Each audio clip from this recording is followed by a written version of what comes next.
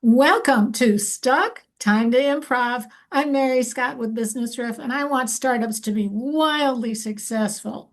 One of the things people need to be able to use is LinkedIn. It's a great place to get leads. And we have Natalie Krul here from Klever Strategies. We're going to be talking about LinkedIn leads. Thanks so much for coming, Natalie.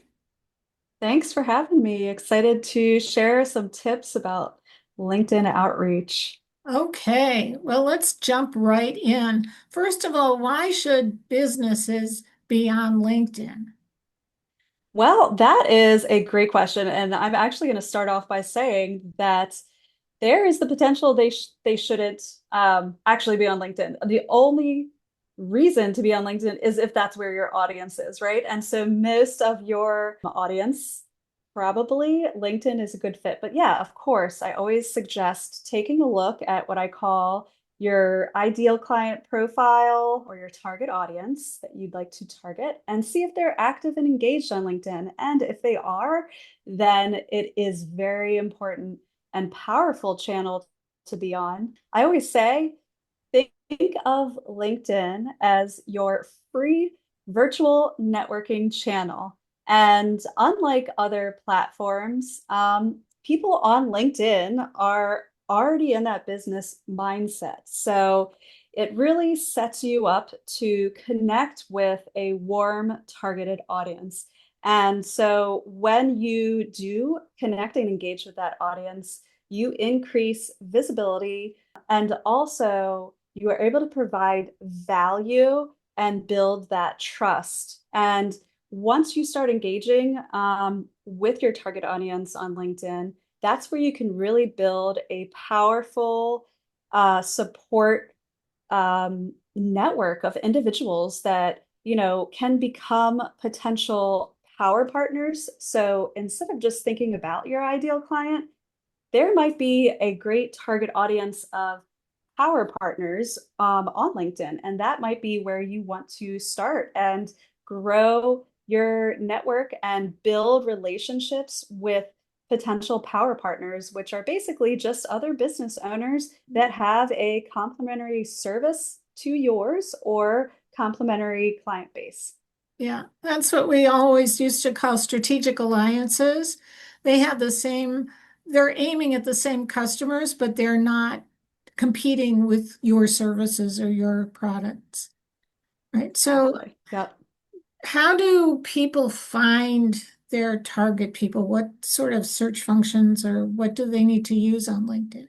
So it depends on your LinkedIn plan that you have, whether it's the level of sales navigator or possibly even just the free version of LinkedIn. And then there's some in between, like premium versions and things like that.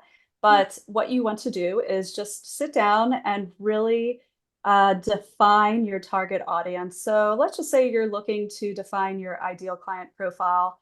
And this is something that all business owners should have done anyway, but if you're just starting out, define that client profile with things that will be filters that you can use to search LinkedIn, such as demographics, maybe geographically where they're located, and also things like their titles, their roles. You can also use keywords as well. And so based on the LinkedIn plan that you have something higher like Sales Navigator, they have a great tool where you can save that profile. And you're going to be looking at this is really important to look at second degree connections on LinkedIn. So, not your first, obviously, because you're already connected with them, but look for your second degree connections and third degree connections because those are great warmer prospects to target because you're already going to have somebody that you've connected with on LinkedIn in common. So start there, build your list, whether it's something as simple as an Excel sheet, or if you use some of these amazing tools that are out there, you can also automate it a little bit and bring a list of these target prospects or contacts into a list. Okay, so I would be looking for founders or startups in the St. Louis metro area. and then Perfect. find them and connect with them, send them emails, that kind of stuff, Yep. reach out. Before you reach out to them, I think the most important part about doing LinkedIn outreach is don't pitch. So ditch the pitch, as I say, and try to visualize this outreach as relationship building and in a networking mindset. So before you reach out, once you've identified and defined your target audience, make sure that your profile is going to, and your bio is going to have the messaging that speaks to that typical audience. And then on top of it, when you reach out to them, it's just going to be a connection request at first. And so you might be able to say a little bit of a personalized note in there. So if you have, like you just said, the specific geographic location that they're in, you could say, hey, I'd love to connect with professionals in, I think you said St. Louis. And I see the power in building these connections and relationships on LinkedIn. I would love to connect. So just having that connection, some people, they will connect and some won't. Maybe they just don't get on LinkedIn enough. So it's great. You're going to slowly grow your connections. And then, yes, so that's follow up. Follow up is very important. You need to have a framework set up in advance. So have that idea in mind. Okay, other than just connecting with them, what is going to be the next step? So the Okay, typical here's a good steps, one for you. One of the things that yeah. we started to do, follow-up networking to avoid pitching. You follow up with one of the three I's. You either say, was so nice to talk to you. I have an introduction. I want you to meet this person. I think the two of you would be a good connection, have a conversation. Or I number two, which is um, invitation. I was so interested in what you're doing. Here, I'm inviting you to this Zoom call or this in-person meeting where you'll have an opportunity to showcase your company, etc. Or the third I is information. I found this link that I think you might be interested in. So Yes, those I are the three love that. I's. It's a great way to do follow-up. It's not pitchy, and it shows that your interest is in what's in it for them. Yes, and that is exactly what I was just about to go into. So I love that. Three eyes.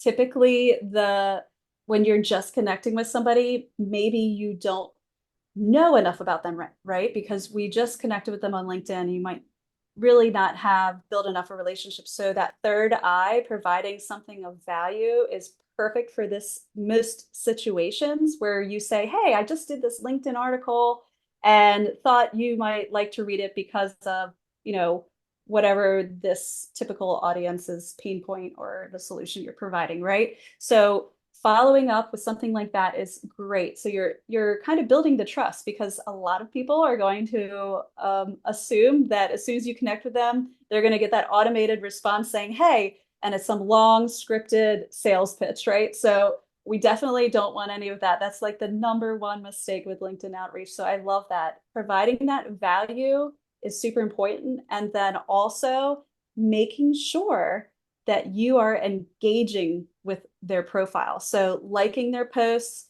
maybe even commenting on their posts. And another thing that you can do that's people love and appreciate is endorsing their skills. And thankfully, good news is you can actually automate about 90% of this and still make it personal and feel like it's tailored to their specific conversation they're having with you.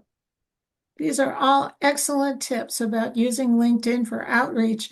And it's also about creating relationships. That's how you build customer loyalty and better word of mouth marketing for yourself, right? Exactly, exactly. I always Okay. say it's about relationships first, then results. So building those relationships, not focusing on the results just right off the bat. So thank you so much, Natalie Krul from Klever Strategies. We'll put comment in, we'll put links in the comments so people can connect with you further. And I'm Perfect, Mary perfect. Scott with Business Riff. I want startups to be wildly successful. One of the best things you can do to accomplish that is book a call with me at businessriff.com and join us again next time for Stuck Time to improv.